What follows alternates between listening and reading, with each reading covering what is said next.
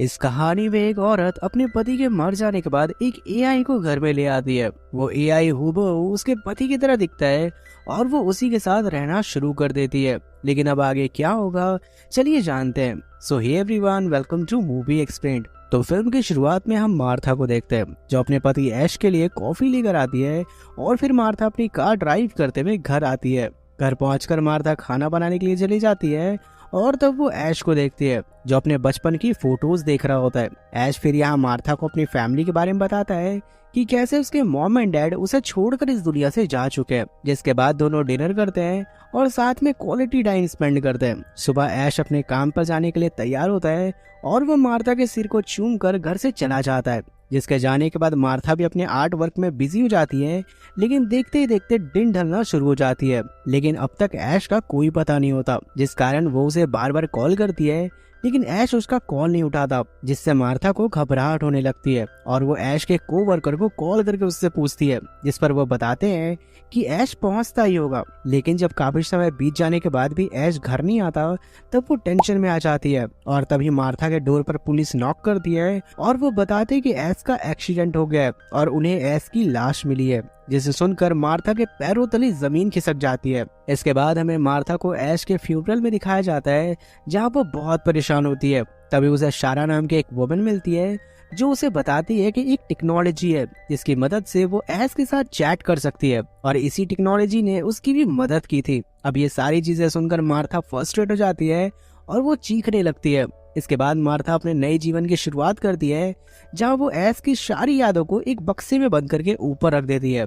लेकिन इतना कुछ करने के बाद भी उसे ऐश की याद खाई जा रही थी। वो अपने आप को बहुत अकेला फील करती है क्योंकि अब तक वो अपने दिमाग से ऐश को निकाल नहीं पाई थी। इधर जब वो अपने लैपटॉप को चेक करती है तब वो देखती है कि शारा ने उसे मेल सेंड किया है और तभी अचानक से उसे ऐश का एक मेल आता है, जिसे देखकर वो गुस्सा हो जाती है और सारा वो कॉल करके खूब सुनाती है। जिस पर शारा कहती है कि उसे कम से कम एक बार इस एआई को ट्राई करना चाहिए। वहीं अगले दिन जब मार्था काम कर रही होती है तब उसे वोमिटिंग की फीलिंग आती है और चेक करने पर पता चलता है कि वो प्रेग्नेंट है। अब इस खुशी को वो ऐश के साथ बांटना चाहती थी, लेकिन अब तक ऐश उससे बहुत दूर जा चुका था और अब वो ना चाहते हुए भी उस एआई को मैसेज करती है और बताती है कि वो प्रेग्नेंट है। अब इस बात को सुनकर वो एआई भी बिल्कुल ऐश की तरह रिएक्ट करता है, जिससे मार्था को रोना आ जाता है और फिर वो पूरी रात ऐश से बातें करती है। वो कहती है कि काश वो ऐश की आवाज सुन पाती, जिस पर वो एआई सजेस्ट करता है कि अगर उसे ऐश के प्राइवेट डिटेल्स मिल जाए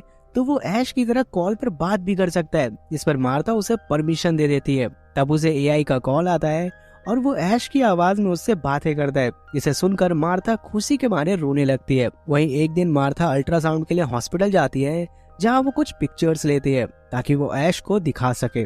वहीं लौटते वक्त जब वो ऐश से बातें कर रही होती है तब उसका फोन जमीन पर गिर जाता है और एआई में कुछ प्रॉब्लम्स आ जाती है। अब इस बात से मार्था परेशान हो जाती है और घर आकर फोन को ठीक करने की कोशिश करती है, जिससे एक बार फिर से एआई ठीक से काम करने लगता है और मार्था यहाँ इमोशनल हो जाती है। यहाँ ऐश कहता है कि अगर वो चाहे तो वो उससे मिल भी सकता है। इस बात को सुनकर मार्था खुद को रोक नहीं पाती और जल्दी उसके घर एक बड़ा सा बॉक्स आता है, जिसे खोलने पर मार्था देखती है कि उसके अंदर प्रोस्थेटिक बॉडी है, जिसे एआई की मदद से वो असेंबल करती है और फिर एक्टिवेट कर देती है। यहाँ मार्था जब पहली बार ऐश के एआई को देखती है तब वो थोड़ी इमोशनल हो जाती है। इसके बाद मार्था ऐश के हाथ को टच करती है और कहती है कि तुम बहुत सॉफ्ट हो। इसके बाद दोनों बेड पर इंटीमेट होते हैं। वहीं अगली सुबह मार्था की बहन उससे मिलने आती है, जिस कारण वो ऐश को छिपा देती है। यहाँ उसकी बहन उससे पूछती है कि क्या वो ठीक है, जिस पर मार्था हाँ में जवाब देती है। वहीं जब उसकी बहन बाथरूम जाने लगती है तब मार्था उसे रोकने की कोशिश करती है क्योंकि ऐश भी वहीं पर था। लेकिन उसकी बहन आखिरकार बाथरूम के अंदर चली जाती है और जब वो बाहर आती है तब वो मार्था से कहते हैं कि मुझे खुशी है कि तुम अपनी लाइफ में आगे बढ़ चुकी हो। जिसे सुनकर मार्था समझ जाती है कि उसकी बहन को लग रहा है कि मार्था ने किसी और के साथ रिलेशन बनाया है। जिसे सोचकर मार्था फ्रस्ट्रेट हो जाती है और वो गलती से एक ग्लास को जमीन पर गिरा देती है, जिसे जब ऐश उठाने की कोशिश करता है तब उसका हाथ कट जाता है, लेकिन इससे उसे कुछ भी फील नहीं होता। वहीं अगले दिन मार्था ऐश के एआई को सांस लेने को कहती है ताकि वो एक रियल ह्यूमन की तरह लगे और जब ऐश ऐसा करने की कोशिश करता है तब मार्था उस पर गुस्सा करती है क्योंकि ये फेक साउंड कर रहा था और यहाँ गुस्से में मार्था उसे अपने घर से बाहर जाने को कहती है। वहीं सुबह मार्था देखती है कि ऐश उसके घर के बाहर खड़ा है।